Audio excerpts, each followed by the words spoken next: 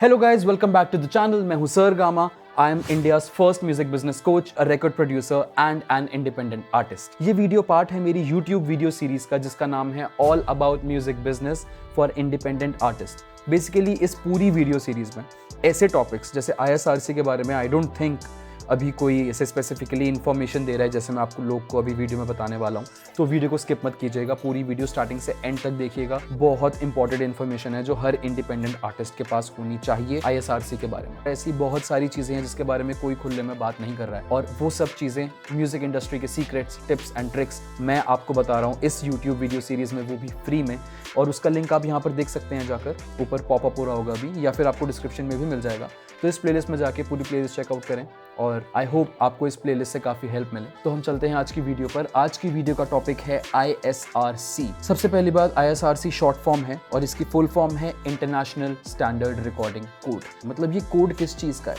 ये कोड आप लगा लीजिए एक आइडेंटिटी है एक प्रोडक्ट की। अब वो प्रोडक्ट जो है, वो प्रोडक्ट है या तो आपका सॉन्ग या फिर आपकी म्यूजिक वीडियो। ये आपके प्रोडक्ट्स हैं, राइट? अब इसकी आइडेंटिटी आपके ISRC हैं। ISRC जो ये कोड्स हैं, ये कोड्स लगा लीजिए आपके गानों का और आपकी म्यूजिक वीडियोस का आधार नंबर है। आधार कार्ड जैसे आप जानते हैं, अगर आप इंडिया से हैं या फिर आप अगर US से हैं तो US वालों के लिए सोशल सिक्योरिटी नंबर होता है। ऐसे ही हर कंट्री में एक अलग वैलिड ID प्रूफ होता है। आधार कार्ड इज फॉर इंडिया। और जो आधार कार्ड आपके लिए करता है गवर्नमेंट के डेटा में या आपके किसी कंपनी के कॉर्पोरेट के डेटा में, कोई अगर आपको सर्च करेगा तो नाम से नहीं करेगा। सेम नाम के हजारों बंदे आते हैं क्योंकि काफी कॉमन नेम्स भी होते हैं, बट आधार नंबर सबका एक यूनिक है।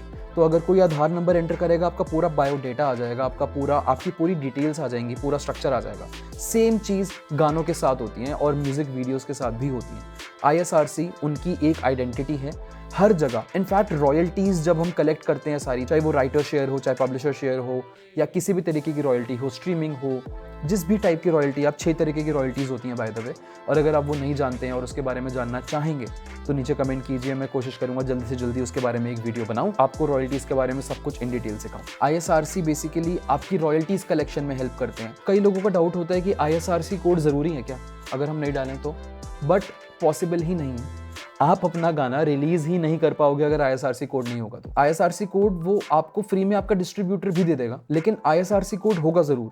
चाहे वो एक टॉप आर्टिस्ट का गाना है, मान लीजिए ड्रेक ने गाना रिलीज किया है, या फिर आप एक इंडिपेंडेंट आर्टिस्ट है जो अभी पहला गाना रिलीज कर रहे हैं, जो शायद अभी कोई फेमस नहीं है, तो कोई सुने या ना सुने आप नहीं जानते। दोनों गानों में ISRC कोड होना जरूरी है। कोई भी गाना या कोई भी म्यूजिक वीडियो फिर भी आप यूट्यूब पर ऐसे अपलोड कर सकते हैं अगर आपको नॉलेज नहीं है ISRC की तो, बट गाना कभी ऑफिशियली रिलीज नहीं हो सकता है बिना ISRC कोड के। अब इसमें काफी क्वेश्चंस आते हैं। सबसे पहले क्वेश्चन तो ये आता है कि अगर आपने गाना रिलीज किया और आप सेम की म्यूजिक वीडियो भी रिलीज कर रहे हो। अब मैं आपको बताता हूँ, आप सोच रहे होंगे अगर आप ऑलरेडी म्यूजिक रिलीज करते हैं तो ISRC कोड आपको ऑलरेडी आपका डिस्ट्रीब्यूटर, या चाहे वो डिस्ट्रोकिड है, CD Baby है, ट्यूनकोर है, या रूट नोट है, जो भी है। और अगर हम डिस्ट्रीब्यूटर्स की बात कर रहे हैं तो डिस्ट्रीब्यूशन के लिए एक मैंने प्रॉपर वीडियो बनाई है जिसमें मैं सारे डिस्ट्रीब्यूटर्स को डिटेल में एक्सप्लेन कर रहा हूँ, और उनके प्रोज एंड कॉन्स, या आपके बजट के लिए क्या सूट करता है, सब कुछ बहुत डिटेल में बताया गया है। तो उसका लिंक आपको यहाँ मिल जाएगा। तो इस वीडियो को देखने के बाद प्लीज़ वो वीडियो चेकआउट जरूर करिएगा अगर आप डिस्ट्रीब्यूटर्स के बारे में डिटेल में जानना चाहते हैं तो। ठीक है, वापस आते हैं। आपको डिस्ट्रीब्यूटर आपका ISRC कोड फ्री में दे देता है जब आप गाना रिलीज करते हैं, पर आप अगर ऑफिशियल म्यूजिक वीडियो निकाल रहे हैं अपने गाने की तो उसका ISRC कोड आपको कोई नहीं दे सकता, अनटिल एंड अनलेस आप खुद से ISRC के लिए ऑफिशियली उनकी वेबसाइट पे जाकर अप्लाई करके रजिस्टर करें और अपने नाम पे एक रजिस्ट्रेंट कोड ले लें। और वही चीज मैं आपको इस वीडियो में बताने वाला हूँ कि वो कैसे करते हैं और वो करना क्यों जरूरी है। अब लोग पूछते हैं कि वीडियो में और ऑडियो में क्या ISRC कोड अलग अलग होना सब बहुत जरूरी है, या हम अगर जिस गाने की वीडियो निकाल रहे हैं उस गाने का और वीडियो का एक ही कोड होगा तो चलेगा? हर प्रोडक्ट का कोड अलग होना चाहिए। म्यूजिक वीडियो एक अलग प्रोडक्ट है, वो गाना नहीं है। उसके अंदर गाना यूज हुआ है, पर वो वीडियो एक अलग प्रोडक्ट है, तो उसके अंदर अलग कोड लगेगा। गाना जब रिलीज होता है उसमें एक अलग कोड लगेगा, और अगर आप उस गाने का कवर बनाते हैं उसमें एक नया कोड लगेगा, क्योंकि वो कवर एक नया प्रोडक्ट है, वो सेम प्रोडक्ट नहीं है। अगर आप उसका रीमिक्स करते हैं, कवर बनाते हैं, कुछ भी करते हैं, तो उसमें नया कोड लगेगा। म्यूजिक वीडियो में अलग कोड लगेगा।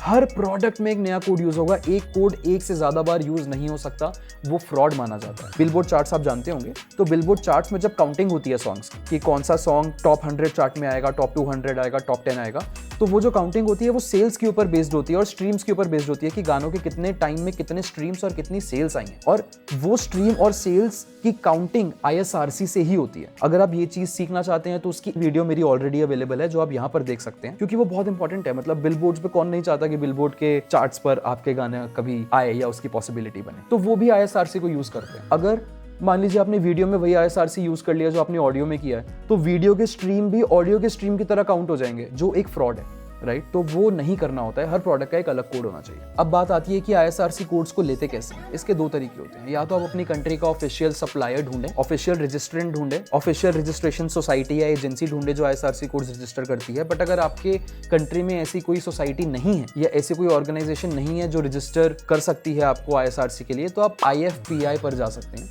इन सब चीज़ों का लिंक्स मैं आपको नीचे डिस्क्रिप्शन में दे दूंगा। जो IFPI है वो इंटरनेशनल ISRC एजेंसी है और वो पूरे वर्ल्ड के ISRC रजिस्ट्रेशंस का ध्यान देती है।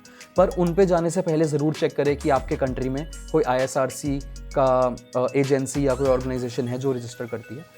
और अगर इंडिया की बात करें तो इंडिया में इंडियन IMI यानी कि इंडियन म्यूजिक इंडस्ट्री नाम की एक ऑर्गेनाइजेशन है और उसकी वेबसाइट है indianmi.org, जहां पर आप जाकर रजिस्टर कर सकते हैं ISRCs के लिए। ISRC जब आपको दिया जाएगा, आपको एक कोड अलॉट होगा वीडियो के लिए, ऑडियो के लिए। अभी उसका प्रोसेस मैं आपको पूरा बताऊंगा कि कैसे करना है। उससे पहले आपको बेसिक डिटेल बताता हूँ, इसकी कॉस्टिंग बताते हैं, इसकी कॉस्ट कितनी आती है। हर कंट्री के लिए कॉस्टिंग अलग है, पर द बेस्ट पार्ट इज कि इंडिया के लिए अभी ISRC कोड्स बिल्कुल फ्री हैं, तो आप फ्री में ही रजिस्ट्रेशन कर सकते हैं और आप अपने खुद से ISRC कोड बना सकते हैं और उसको मैनेज कर सकते हैं। आपको डिस्ट्रीब्यूटर के ISRC कोड्स को यूज करने की कोई ज़रूरत नहीं है। और आधार नंबर जो इतनी इंपॉर्टेंट चीज़ होती है आपके गाने की, कोशिश कीजिए कि वो आपके कंट्रोल की हो, आपने रजिस्टर करा हो उसे। पॉसिबिलिटी है कि फ्यूचर में कभी इसके हमें पैसे देने पड़े जो हम रजिस्टर करेंगे कोड्स, बट अभी के लिए ये बिल्कुल फ्री है, कोई चार्ज नहीं है इसका। अगर आप US के किसी और कंट्री की बात करें तो वहाँ पे बेसिक चार्जेस लगते हैं, कुछ $10 $20 में आप 8-10 ISRCs इकट्ठे खरीद सकते हैं, ऐसा कुछ होता है। बट इंडिया में ऐसा कुछ अभी तक नहीं है, तो ये बिल्कुल फ्री है, आप जाकर रजिस्टर कर सकते हैं। इसका लिंक मैं आपको दे दूंगा नीचे, और अभी आपको प्रोसेस भी बताऊंगा कि कैसे करना होता है और क्या क्या चीज़ों का ध्यान रखना है। अब आते हैं कि ISRC को क्रिएट कैसे करते हैं, ठीक है? तो ISRC एक 12 कैरेक्टर्स का अल्फा न्यूमेरिक कोड होता है, उसके अंदर हर चीज का एक मतलब है। तो इसका जो स्टार्टिंग वाला सेक्शन है वो होता है आपका कंट्री कोड। जैसे हमारे इंडिया के लिए the country code is IN हमारा इंडिया का कंट्री कोड है, बट यहाँ पर DK लिखा है, किसी और कंट्री का है, बट यहाँ पर आप IN लिख सकते हैं अगर आप इंडिया से रजिस्टर कर रहे हैं तो, और अपने ISRC कोड लेने के बाद बना रहे हैं तो। उसके बाद आता है 3 डिजिट्स का रजिस्ट्रेंट कोड। ये वाला कोड होता है जिसके लिए आपको अप्लाई करना होता है। ये हर इंसान के लिए, हर कंपनी के लिए डिफरेंट होता है। मेरे लिए डिफरेंट होगा, आपके लिए डिफरेंट होगा, हर किसी के लिए डिफरेंट होगा। ये मेन एरिया है जहां पर कोड डिफरेंट होता है दूसरे लोगों से, ठीक है? तो ये 3 कैरेक्टर्स का अल्फा न्यूमेरिक आपको रजिस्ट्रेंट कोड प्रोवाइड करेंगे, और ये ऑडियोज के लिए अलग प्रोवाइड होता है, वीडियोस के लिए अलग। अगर आप अपनी वीडियो के अंदर ISRC यूज कर रहे हैं, उसका रजिस्ट्रेंट कोड थोड़ा सा डिफरेंट होगा। अगर आप ऑडियो में यूज कर रहे हैं तो उसका रजिस्ट्रेंट कोड थोड़ा सा डिफरेंट होगा। ये दोनों कोड्स आपको वही ऑर्गेनाइजेशन जो इंडियन MI ऑर्गेनाइजेशन है वही प्रोवाइड करेगी, ठीक है? उसके बाद आता है ईयर कौन सा चल रहा है। जैसे अभी 23 है तो यहाँ पर 23, अगर 2020 है तो 20, 2021 21, 2030 30। तो यहाँ पे ईयर लिखते हैं 2 डिजिट्स में। पहले आया कंट्री, फिर आया रजिस्ट्रेंट कोड, फिर आया ईयर, फिर उसके बाद 5 डिजिट्स बचते हैं आपके पास। उन 5 डिजिट्स में आप अपने मर्जी से कोई भी नंबर डाल सकते हैं। जैसे आप डालें, अगर आप पहला गाना रिलीज कर रहे हैं तो आप डालें 40 और 1, फिर 402, 403। अगर आप कोई भी नंबर डालें, कोई आपसे कुछ नहीं पूछेगा। ये आपके ऊपर है कि आप लास्ट के 5 डिजिट कैसे मैनेज करना चाहते। तो ऐसे स्ट्रक्चर बनता है ISRC कोड का, और उसके लिए जरूरी है कि आप ये रजिस्ट्रेंट कोड को जरूर लें सबसे पहले, जो इसके अंदर है। उसका अप्लाई करने का प्रोसेस मैं अभी आपको वीडियो में बताता हूँ। चलिए अब हम चलते हैं अपने सिस्टम पे और देखते हैं कि कैसे अप्लाई करना होता है ISRC के लिए। तो ये है हमारी वेबसाइट indianmi.org, या द इंडियन म्यूजिक इंडस्ट्री भी आप जिसे कह सकते हैं। तो इसकी ये वेबसाइट है, इसके अंदर काफ़ी सारी चीज़ें आपको देखने को मिल जाएंगी। आप स्क्रॉल करें, काफ़ी इन्फॉर्मेशन होती है, इनके ब्लॉग्स होते हैं, न्यूज़ होती है, जैसे आप देख सकते हैं इनके इवेंट्स होते हैं, आप उनके बारे में जानकारी ले सकते हैं यहाँ से। अगर आप सीधा ISRC पर जाना चाहते हैं तो यहाँ पर आप जाकर देख सकते हैं ISRC codes, how to generate your ISRC code, जो मैंने अभी आपको बताया, कंट्री कोड, रजिस्ट्रेंट कोड, उसके बाद ईयर, और उसके बाद आपका नंबर जो आप खुद से मैनेज करेंगे। या फिर आप जा सकते हैं अप्लाई नाउ पे। आप जहाँ पे अप्लाई नाउ पे जाएंगे तो आपको एक पेज खुल के आएगा जहाँ पर आप अप्लाई कर सकते हैं रजिस्ट्रेंट बनने के लिए। अब ये सारे स्टेप्स हैं जो आपको फॉलो करने हैं, ये स्ट्रिक्टली फॉलो करने पड़ेंगे अगर आपको चाहिए ISRC का कोड। ये आता है फॉर्म 1 एप्लीकेंट रजिस्ट्रेशन, ये मैंडेटरी है, मतलब आप एज एन एप्लीकेंट कि कौन अप्लाई कर रहा है ISRC लेने के लिए, वो वाला फॉर्म भरना ज़रूरी है। तो यहाँ पर जाएं, इसको खोलें, यहाँ पर एक PDF आएगी, इस PDF को चेकआउट करें, इस फॉर्म को डाउनलोड करें और इसको देखें। अपना नाम, address, telephone number, fax number है तो ठीक है, नहीं तो कोई बात नहीं, email ID, tax number, tax pan number, आपका जो भी पैन नंबर है वो ज़रूर डालें। Contact person name and title. अब एप्लीकेंट नेम आपका आर्टिस्ट नेम भी हो सकता है, जैसे मेरा नेम सर गामा है तो मैं एप्लीकेंट का नेम सर गामा डाल सकता हूँ, मुझे अपना लीगल नेम डालने की जरूरत नहीं है। पर contact person name and title मतलब कि जो सर गामा फर्म है, सर गामा जो कंपनी है, उसमें से कौन सा बंदा या कौन सा इंसान इस ऑर्गेनाइजेशन को कॉन्टैक्ट कर रहा है। जैसे सर गामा एप्लीकेंट का नेम है, लेकिन कॉन्टैक्ट पर्सन का नाम है हर्ष अगी, और वो टाइटल क्या है इसका, वो है इसका प्रोपराइटर, या फिर आप ओनर प्रोपराइटर लिख सकते हैं, क्योंकि अगर आपने ट्रेडमार्क कराया है और अगर आप ट्रेडमार्क के बारे में नहीं जानते कि मैं सर गामा अपने नाम को एक फर्म या कंपनी क्यों कह रहा हूँ, आप इसको भी नहीं जानते, तो उसके लिए मैंने एक वीडियो बनाई है जो आप यहाँ पर जाकर देख सकते हैं। वो बहुत ही ज़्यादा इंपॉर्टेंट है, हर एक टॉपिक बहुत इंपॉर्टेंट है। ट्रेडमार्क सबसे पहली चीज़ है जो आपको करनी चाहिए आपका आर्टिस्ट नेम सोचने के बाद, तो सबसे पहले आप वो वीडियो जाकर देखना इस वीडियो के बाद, वो बहुत ज़्यादा इंपॉर्टेंट है। वो ट्रेडमार्क जब आप समझ जाएंगे चीज़, तो आप समझ जाएंगे कि मैं यहाँ पर प्रोपराइटर मैंने क्यों बोला है। उसके बाद आप वापस आते हैं यहाँ पर, फिर लीगल एंटिटी, प्लीज टिक 1 कि आप कौन है, पार्टनर हैं, प्राइवेट लिमिटेड कंपनी है या अदर है, या प्रोपराइटर है। सबसे पहले प्रोपराइटर है या इंडिविजुअल है, तो हम प्रोपराइटर पर टिक करेंगे। फिर उसके बाद ये सारे इनके टर्म्स एंड कंडीशंस हैं जो बिल्कुल ध्यान से पढ़िएगा।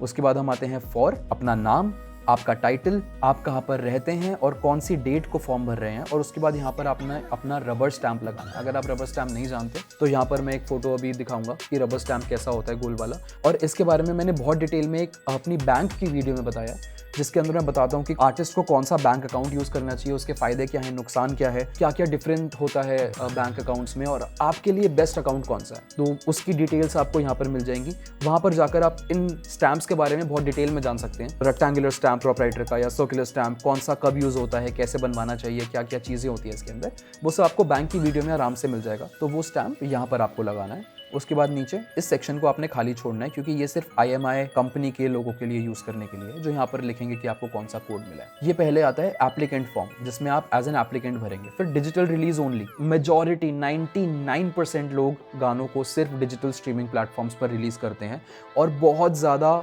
चांसेस हैं कि आप लोग भी वहीं पर रिलीज करने के लिए ये मेरी वीडियोस देख रहे होंगे। अगर आप डिजिटली रिलीज करते हैं Spotify, Apple music etcetera music distributors के थ्रू, तो ये भरना बहुत जरूरी है, डिजिटल रिलीज फॉर्म। यहाँ पर जाएंगे, ऑलमोस्ट सेम चीजें हैं, कोई फर्क नहीं। एप्लीकेंट का नाम, address, phone number, income tax pan number, name, title, proprietor या जो भी पार्टनरशिप, प्राइवेट लिमिटेड, जो भी आपकी कंपनी टाइप है। उसके बाद डिटेल्स पढ़ें, उसके बाद ये सारी डिटेल्स पढ़े। डिटेल्स पढ़ने के बाद यहाँ पर नाम, टाइटल, रबर स्टैंप लगाएं। सेम चीज़ है, बट ये दोनों फॉर्म डिफरेंटली भर के देने हैं, क्योंकि ये डिजिटल रिलीजेस के लिए है और ये CD रिलीज के ऊपर एप्लीकेबल नहीं होता है। अगर आप अलग से फिजिकल CD या वाइनल या कुछ रिलीज करते हैं, ये उसके लिए नहीं है, ये सिर्फ डिजिटल रिलीजेस के लिए है। और सेम जब हमने ये खोला था, यहाँ पर लिखा हुआ था ये एप्लीकेंट रजिस्ट्रेशन फॉर्म है, एप्लीकेशन फॉर्म फॉर रजिस्ट्रिंग। तो ये दोनों फॉर्म्स भरने बहुत जरूरी हैं। ये भरने के बाद request later on the applicant companies letterhead for ISRC application. अब आपको एक लेटर लिख के भेजना है, पोस्ट नहीं करना है, आपको रिक्वेस्ट लेटर इनको ईमेल करना है। इसकी डिटेल्स आपको सारी मिल जाएगी यहाँ पे, ईमेल ID पे आप ईमेल करेंगे इन्हें। तो इसके अंदर आपको ईमेल करना है अपने कंपनी के लेटर हेड पे। कंपनी लेटर हेड क्या होता है, बेसिकली ऊपर हेडर पे आप अपनी कंपनी का लोगो लगा दीजिए, नीचे नाम लिख दीजिए। और अगर आप गूगल करेंगे, आपको ऐसे बहुत सारे टेम्पलेट्स मिल जाएंगे कंपनी के लेटर हेड के लिए, तो आप गूगल करें, बहुत आसान चीज़ है वो, उसमें कोई प्रॉब्लम नहीं है। एक लेटर हेड लें, उसके अंदर एक रिक्वेस्ट डालें कि hello greetings, this is your name, जैसे दिस इज सर गामा, My name is Sir Gama, I'm an independent artist and my legal name is this and I live in here, अपनी basic address and details, and I want to apply for digital release only, ISRC codes for both music and videos। आप music का code भी ज़रूर लें, videos का code भी ज़रूर लें, क्योंकि आप यूट्यूब पे वीडियोस निकालेंगे, उसके अंदर कोड एम्बेड करना बहुत ज़रूरी है, क्योंकि बाद में जब इसकी रॉयल्टीज़ गेन होती हैं तो ये वीडियो के ISRC कोड को यूज़ किया जाता है रॉयल्टी कलेक्शन के लिए और ऑफिशियल म्यूजिक वीडियो की प्रेजेंस को देखने के लिए कि कहाँ कहाँ पर कैसे कैसे वो यूज़ की जा रही है, राइट। दोनों के लिए आप वहाँ पर मेंशन करें लेटर में कि आपको ये चीज़ें चाहिए। देखिए यहाँ पर भी लिखा हुआ है, please mention if you want ISRC code for audio and video both, mandatory. तो ये रिक्वेस्ट लेटर आप बना लेंगे। उसके बाद पैन कार्ड की copy and Aadhaar card, address proof जो भी है आपका, कंपनी स्टैम्प सिग्नेचर के साथ। स्टैम्प के बारे में वहाँ आपको मिल जाएगा, जो मैंने आपको बैंक अकाउंट्स वाली वीडियो बताई है, और सिग्नेचर आप खुद करके देनी है, ये भी मैंडेटरी है। जो जो चीज़ें मैंडेटरी है वो ज़रूर देनी है। कॉपी ऑफ MOA AOA ये आपको ज़रूरी नहीं है मेमोरेंडम ऑफ एसोसिएशन। अगर आप प्रोपराइटर हैं तो इसकी आपको ज़रूरत नहीं है, लेकिन अगर आपकी प्राइवेट लिमिटेड कंपनी है तो आपके लिए ये बहुत ज़्यादा ज़रूरी है। और अगर आप इंडिपेंडेंट हैं, आपने ट्रेडमार्क नहीं कराया, आप करा रहे हैं या जो भी है, तो आपके लिए ये स्टेप ज़रूरी नहीं है, 5th वाला। फिर आता है कॉपी ऑफ पार्टनरशिप डीड। अगर आप किसी के साथ पार्टनरशिप में हैं, तो अगर आप 2 बंदों की मिला के एक कंपनी यूज़ करते हैं और आपने पार्टनरशिप में कोई फर्म खोली हुई है, आपका आर्टिस्ट नेम पार्टनरशिप में है, जैसे द लॉस्ट स्टोरीज ले लीजिए आप, या फिर आप ले लीजिए मेजर लेज़र हो गया। तो जैसे ये पार्टनरशिप्स में, अगर आप ऐसे किसी पार्टनरशिप में डीओ में परफॉर्म करते हैं या डीओ में आप गाने रिलीज़ करते हैं, तो आपको पार्टनरशिप की डीड लगानी यहाँ पर बहुत ज़रूरी है। पार्टनरशिप का एक नोटरी का पेपर होता है, बेसिकली वो पार्टनरशिप डीड होती है, 200-250 रुपये में नॉर्मली बन जाती है, तो वो एक लगाना ज़रूरी है। और inlays of audio release 5 to 6 copies, 1 inlay each of album in hard copy mandatory. अब ये हार्ड कॉपी उसके लिए चाहिए जो सीडी आप रिलीज़ करते हैं। अगर आप नहीं करते तो इसकी बिल्कुल भी ज़रूरत नहीं है। बस आपको ये सारी चीज़ें 1st to 6th बीच में एक पार्टनरशिप छोड़ के और ये कॉपी ऑफ एमओयू छोड़ के, बेसिकली फर्स्ट 4 चीज़ें आपको इनको ईमेल करनी है isrc@indianmi.org पे, राइट। क्योंकि इनकी देखिए जनरल इंक्वायरी के लिए ये है, ISRC इंक्वायरी के लिए ISRC वाली ईमेल आईडी है, वेबसाइट इनकी अलग है। तो आपको ISRC वाली ईमेल पे इनको ईमेल करना है, और ईमेल करने के बाद अगर कोई और चीज़ रिक्वायरमेंट होगी तो ये आपको बिल्कुल वापस आकर आपको ईमेल पे रिप्लाई कर आपको बताएंगे। और कुछ 10-15 दिन का प्रोसेस होता है, 15-20 दिन के बाद ये प्रोसेस होकर आपको रजिस्ट्रेशन कोड मिल जाएगा। फिर आप उसको यूज़ करके अपने कोड्स बनाकर अपने गानों में, अपनी म्यूजिक वीडियो में डाल सकते हैं और उसको रिलीज़ कर सकते हैं अपने खुद के ISRC कोड्स के साथ, जो कि बिल्कुल फ्री है अभी इंडिया में। और इसके बाद सबसे इंपॉर्टेंट स्टेप इस पूरी वीडियो का है कि सब्सक्राइब द चैनल। और अगर आपको पसंद आया जो मैंने इस वीडियो में आपको बताया, और अगर आपको कुछ नया सीखने को मिला, तो प्लीज़ लाइक करिए इस वीडियो को, सब्सक्राइब करो चैनल को, बेल आइकन दबाओ, सो दैट जब भी मैं नई वीडियो डालूँ वो आपके पास पहुंच जाए, जल्दी से जल्दी आप उसको देख सकें और उसका फ़ायदा उठा सकें। और प्लीज़ फॉलो करें मुझे इंस्टाग्राम पर, जिसका लिंक आपको यहाँ पर कहीं मिल जाएगा, और आपको डिस्क्रिप्शन में भी इसका लिंक मिल जाएगा, और स्क्रीन पे कहीं आपको मेरा यूज़र नेम अभी दिखने को मिल जाएगा। और अगर आप डायरेक्टली मुझे सपोर्ट करना चाहते हैं तो आपको बाय मी अ कॉफ़ी का लिंक भी डिस्क्रिप्शन में मिल जाएगा। और ऐसी ही नई वीडियोज़ देखने के लिए, और अभी नई वीडियोज़ में music production, mixing, mastering, audio engineering, sound designing and music business तो मैं अभी चला ही रहा हूँ, वो तो वीडियोस डाल ही रहा हूँ। ये सब बहुत डिटेल में, जितनी डिटेल में मैंने आपको एक ISRC का टॉपिक बताया, इतनी डिटेल में मैं सारी चीज़ें बताने वाला हूँ धीरे धीरे।